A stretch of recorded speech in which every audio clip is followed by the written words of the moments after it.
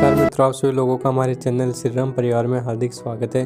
मित्रों, हमारे चैनल के एक सदस्य हैं रोमिन राज जी। उन्होंने अपना एक अनुभव हमें उपलब्ध करवाया है जो कि हम आप सभी लोगों को आज प्रदान करने वाले हैं। उन्होंने अपना ये अनुभव आप सभी लोगों को प्रदान करने के लिए उपलब्ध करवाया है।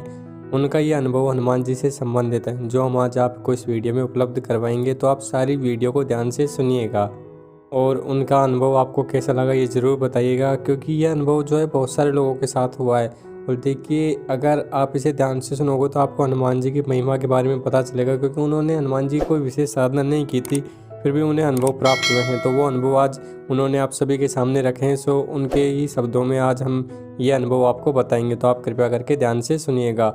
और जो लोग वीडियो में पहली बार आए हैं, मैं उन्हें बता दूं कि भाई जी मैं इस चैनल पर आप सभी लोगों को आध्यात्म से जुड़ी हुई जानकारी उपलब्ध करवाता हूं, साधनाएं उपलब्ध करवाता हूं, कई तरीके की पुस्तकें भी प्रदान करता हूं। अगर आप नए चैनल पर आए हैं और हमारे चैनल से जुड़ना चाहते हैं तो कृपया करके चैनल को सब्सक्राइब कीजिएगा और जो घंटी का बटन है उसे ज़रूर चालू कीजिएगा, क्योंकि अगर आप घंटी के बटन को चालू नहीं करोगे तो हमारे द्वारा प्रदान की गई जो भी चीज़ें होंगी वो आपको नहीं मिल पाएंगी। इसलिए आप घंटी के बटन को ज़रूर चालू कर दीजिएगा। तो मैं उनका जो अनुभव है वो आपको बता रहा हूँ, आप कृपया करके ध्यान से सुनिएगा। और अगर आपका भी कोई अनुभव हो वो भी आप हमें व्हाट्सएप के द्वारा या फिर ईमेल के द्वारा भेज सकते हो। हम आपका अनुभव जो है सभी के सामने रखेंगे। तो अगर आपका कोई अनुभव हो तो वो आप हमें ज़रूर प्रदान कर सकते हैं। हम आपको उनका अनुभव बता रहे हैं, तो आप कृपया करके ध्यान से सुनिएगा। उन्होंने लिखा है, नमस्कार गुरुजी, हेलो एवरीवन, मेरा नाम रोमिन राज वज्राचार्य है और मैं नेपाल से रहने वाला हूँ। मैं नेपाल के विराटनगर सिटी में रहता हूँ। मैं अपना एक्सपीरियंस बताने जा रहा हूँ जो कि आज से लगभग 14 साल पहले का है। बात तब की है जब मैं 10th स्टैंडर्ड में यानी कि 10वीं क्लास में पढ़ता था। मैं उस समय बिल्कुल एक नास्तिक था और पूजा पाठ और तंत्र मंत्र में ज़्यादा इंटरेस्ट नहीं लेता था और मैं इन चीज़ों पर ज़्यादा विश्वास भी नहीं करता था। लेकिन एक बार जब मैं 10th स्टैंडर्ड में पढ़ता था और मेरी तैयारियां चल रही थी, तब मेरे बड़े पापा इंडिया गए हुए थे और वो बनारस से लौटते समय मेरे लिए एक हनुमान चालीसा लेकर आए थे और उन्होंने मुझे वो हनुमान चालीसा प्रदान की थी। वो हनुमान चालीसा ले जाकर मैंने अपने पूजा स्थल पर रख दी। जो हमारे घर में पूजा स्थल है उसमें ले जाकर मैंने उस हनुमान चालीसा को रख दिया और उस पर ज़्यादा ध्यान नहीं दिया। लेकिन उसके 1-2 दिन बाद में हमारी टीवी पर जो सहारा वन चैनल होता है, जो सहारा फिल्म चैनल था, उसके ऊपर हनुमान जी की मूवी आ रही थी, जो कि एक कार्टून एनिमेटेड मूवी थी 2005 की, जो कि बच्चों के लिए जो कार्टून मूवी बनाई जाती है वो मूवी थी वो। और वो मूवी एक बहुत ही बड़ी हिट भी हुई थी। मैं उस वक्त फ्री था इसलिए टीवी देख रहा था। तो उस वक्त टीवी देखते समय मेरे साथ एक अजीब सी चीज़ हुई। मेरे अंदर एक बहुत ही स्ट्रॉन्ग फीलिंग आई कि मुझे भी हनुमान जी की भक्ति करनी चाहिए। मुझे ऐसा लगा कि मुझे किसी दिव्य शक्ति ने या फिर खुद भगवान ने या हनुमान जी ने जो है इसके लिए प्रेरित किया है, आदेश दिया है कि मुझे उनकी भक्ति करनी चाहिए। मुझे ऐसी फीलिंग आई कि अगर मैं हनुमान जी की भक्ति करूँगा तो मैं उन्हीं की तरह बलशाली बन जाऊँगा, स्ट्रॉन्ग बन जाऊँगा, ब्रेव बन जाऊँगा और बहुत शक्तिशाली बन जाऊँगा। और ये सब चमत्कार की तरह हुआ, एक मिरेकल की तरह हुआ और एकदम से बस हो गया। मेरे अंदर ये बहुत स्ट्रॉन्ग फीलिंग आई और मैं उसी दिन से हनुमान जी की भक्ति करने लग गया। उसी दिन मैंने हनुमान जी की जो चालीसा थी वो अपने पूजा स्थल से निकाली और पाठ करना शुरू किया। उसके बाद अगले दिन जब मैं उठा तो सुबह नहा धोकर फ्रेश होकर और तैयार होकर हनुमान चालीसा का पाठ करने लगा और मेरी ये दिनचर्या बन गई। और जैसे कि मैंने आप सभी को बताया कि मैं 10वीं क्लास में पढ़ता था, तो हमारा टेस्ट होता था, क्वालिफाई एग्ज़ाम होती थी, प्री क्वालिफाई एग्ज़ाम होती थी और ये सब हमारी स्कूल में हुआ करता था। और हनुमान जी की भक्ति करने के कुछ दिनों बाद ही मुझे सपने में हनुमान जी के दर्शन प्राप्त होने लगे। दर्शन पूरे क्रिस्टल क्लियर यानी कि पूरे स्पष्ट रूप से प्राप्त नहीं होते थे, लेकिन ये पता चल जाता था कि भाई ये जो है वो हनुमान जी ही हैं। जिसमें से सबसे पहले मुझे हनुमान जी के संजीवनी पर्वत को अपने हाथ में उठाए हुए के दर्शन प्राप्त हुए, जिन्हें वीर हनुमान जी का भी कहते हैं। तो वीर हनुमान जी के दर्शन मुझे सपने में सबसे पहले प्राप्त हुए। सपने में मैं जहाँ जहाँ जाता था हनुमान जी मुझे वहीं पर हाथ में पर्वत उठाए दिखते थे।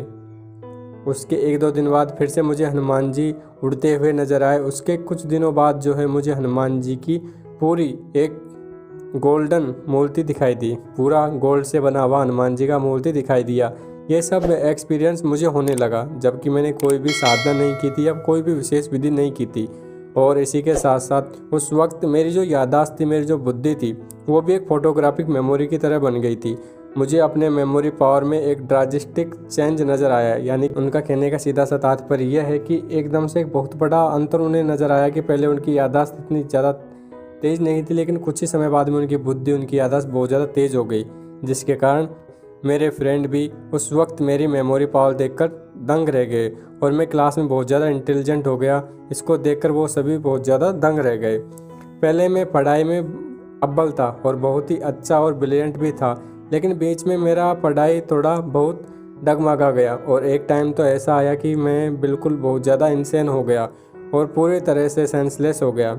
और मैंने तो ये तक सोच लिया था कि मैं एसएलसी के एग्ज़ाम में फ़ेल हो जाऊंगा और सब मुझे पीछे छोड़ के आगे निकल जाएंगे। लेकिन हनुमान चालीसा का पावर तो मुझे तब समझ में आया जब मेरी लाइफ में हनुमान जी की कृपा से चेंज आने लगे। तो ये सब कुछ डिवाइन एक्सपीरियंस ही थे जो मेरे साथ हुए और सिर्फ मेरी भक्ति के माध्यम से ही हनुमान जी के दर्शन मुझे स्वप्न में प्राप्त हो पा रहे थे। और जैसे कि मैं 10वीं में पढ़ता था तो जियोमेट्री में थोड़ा मैं वीक था और ट्रिग्नोमेट्री में तो मुझे बिल्कुल ही समझ नहीं आता था। ये दोनों सब्जेक्ट हमारे 10th स्टैंडर्ड के सिलेबस में थे और बहुत ज़्यादा इम्पोर्टेंट और प्रायोरिटी के साथ इन्हें रखा गया था।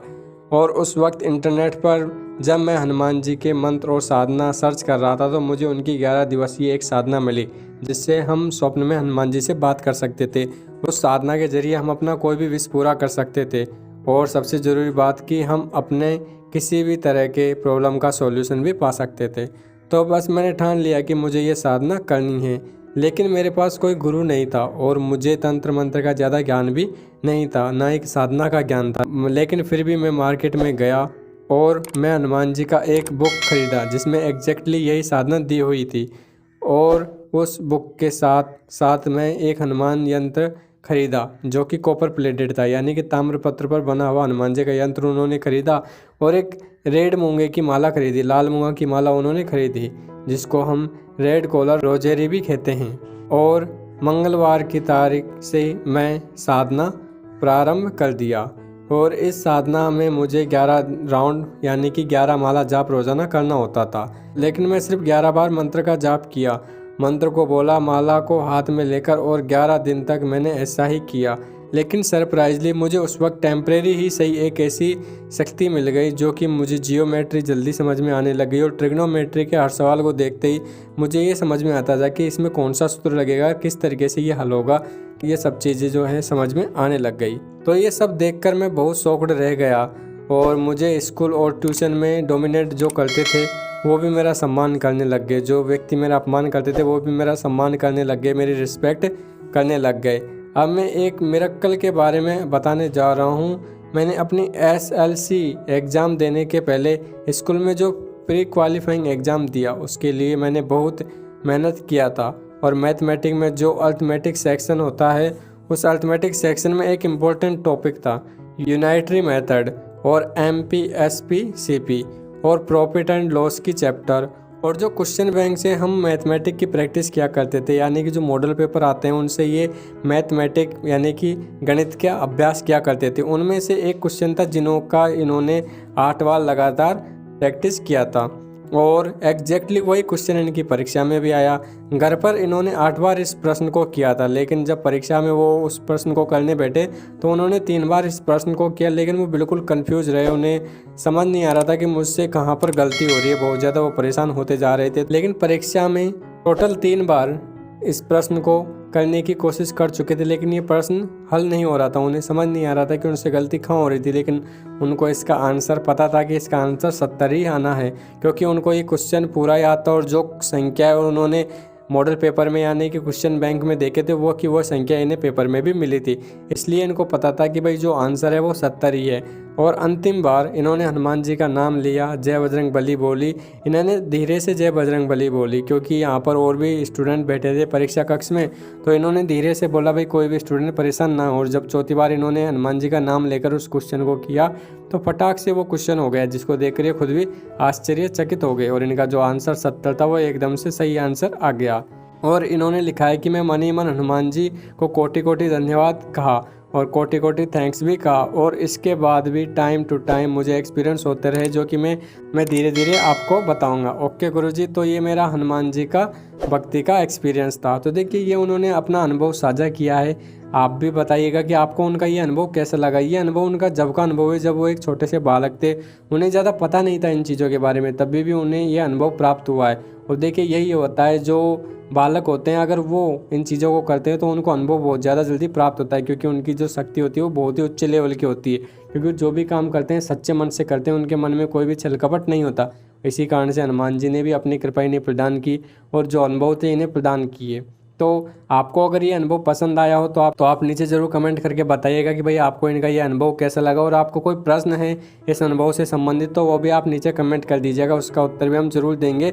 और हम इनकी जो फेसबुक आईडी है, ईमेल आईडी है, वो आपको उपलब्ध करवा रहे हैं डिस्क्रिप्शन में, और स्क्रीन पर भी आपको दिखा रहे हैं, जिससे अगर आपका कोई प्रश्न है जो कि आप इनसे बात करके समझना चाहते हैं तो वो भी आप सीधे इनसे बात करके समझ सकते हैं। और अगर आपका कोई प्रश्न हो तो आप नीचे कमेंट कर दीजिएगा, हम भी उस प्रश्न का ज़रूर उत्तर देंगे।